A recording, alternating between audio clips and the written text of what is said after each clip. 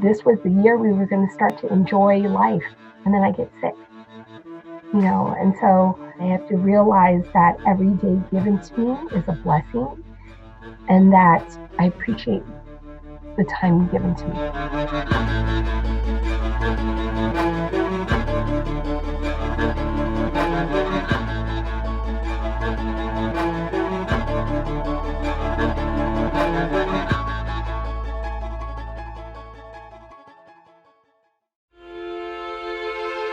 I have stage 4 lung cancer with brain metastasis. I was diagnosed with lung cancer in February of 2017. They found out that it was a very rare form of lung cancer caused by a genetic mutation.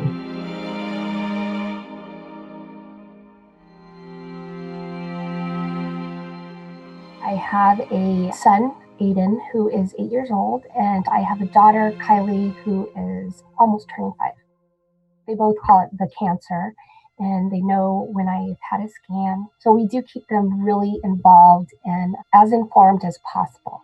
The last thing we want is for them to go and ask other people. They might give them false or wrong information.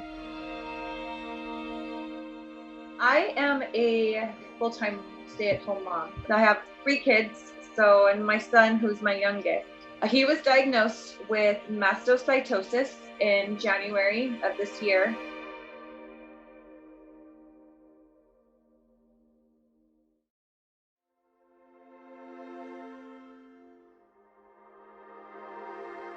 The only way I can explain it is he's allergic to everything and nothing at the same time. Caden is very sensitive to the sun, and he's very sensitive to heat. If the sun's bright and shiny or it's pretty warm, humid, his whole body will flush completely red, break out in hives all over. His joints will swell, his feet will swell, his ankles. And so it is definitely very difficult because I feel like we're constantly locked in our house. And it's hard because he's so little. He doesn't even fully understand what his limits are. I have Chiari malformation, Ehlers-Danlos syndrome, suspected mast cell activation disorder, and I have intracranial hypertension.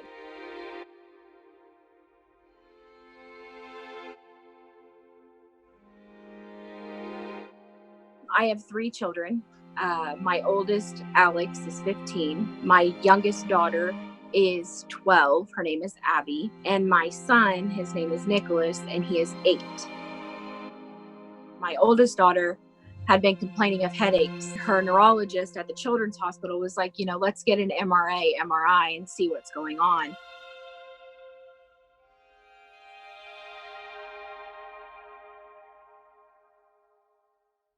My daughter's MRI came back fine. My son has 2 brain aneurysms.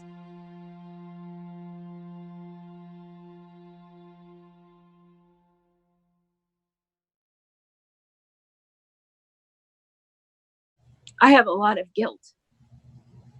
If I would have known what I was passing on to my children, I wouldn't have had kids. I love my children, but I would never wish for this life for them. I understand that guilt, that somehow, you didn't do it on purpose. Yeah. I think those thoughts can what screw with us mentally, and I think makes our situations much more difficult. It's hard to let go of that feeling. I wish I could give you a piece of advice because I don't know if I've gotten over my sense of guilt and my sense of burden that I carry, that my children will not grow up with the mother. It's hard. I have a lot of guilt, but I'm not going to let it change my priorities. I'm going to love fiercely, and I'm going to focus on showing everyone who means something to me that fierce love can be taken away in an instant.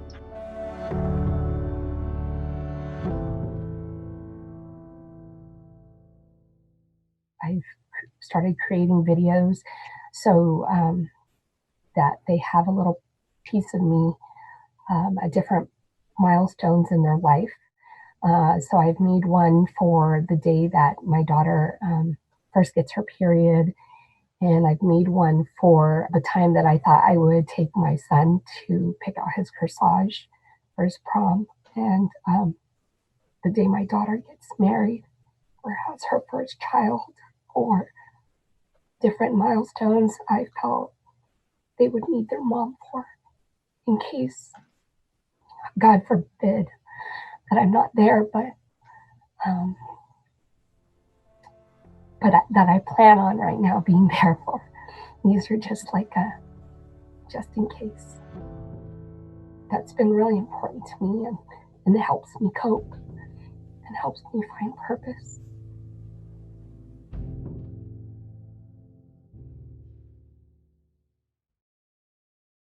A couple weeks ago, I told my son, you need to clean your room. But Mom, I have a brain aneurysm. And I'm like, that does not work. And my oldest is like, I have one too, bub. You know, she's like, join the club. And I'm like, oh gosh, this is not a club you're supposed to be in, guys. Children are so different in the way that they react and the way they cope and the way they are with you and what they need as far as support. When you think you have something figured out, totally doesn't work anymore, like the next day or something. And then you have to figure something else out.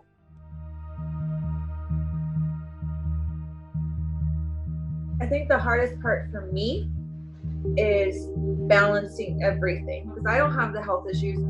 I struggle mentally, emotionally, and it got to a point where I was no good to them. I got really depressed. My anxiety got out of control, and that's when I realized that I need to take care of myself as well. It's a juggling act, even though I might feel like I have 1,000 bricks on my shoulders, you know, because the tension is so tight. I have to put that behind and make sure that my kids are taken care of. It's exhausting, but it's also rewarding when you see your children at night and they come and give you those hugs and kisses and that love, and they, you know, good night, Mom, I love you. No matter what has happened in the day, no matter what's gone on, it makes everything so much better. 100%. It's kind of a double-edged sword for me, because I make it a point to fight pretty. I try to pull myself together, get up, put my face on, and, you know, do my hair. And I want them to see me a certain way and remember me a certain way. For my kids to see that I'm tired or whatever, not feeling well that day, it gets confusing. They're my reasons for fighting, my reasons for doing everything.